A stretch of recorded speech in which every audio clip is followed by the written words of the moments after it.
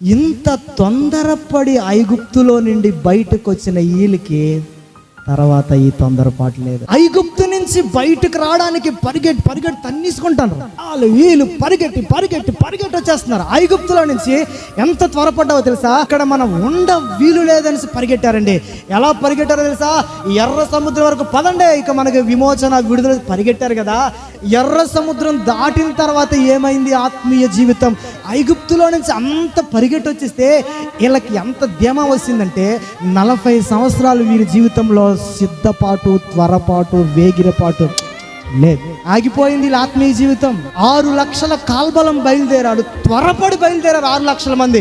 6 లక్షల మంది త్వరపడి బయలుదేరిన వాళ్ళు ఇక్కడికి వచ్చి చూస్తే లెక్కేశాడు దేవుడు. కాలేబు, యెహోషువ ఆ రోజు బయలుదేరిన 6 లక్షల మందిని దేవుడు అలా వారి జీవితాన్ని తీసుకొస్తే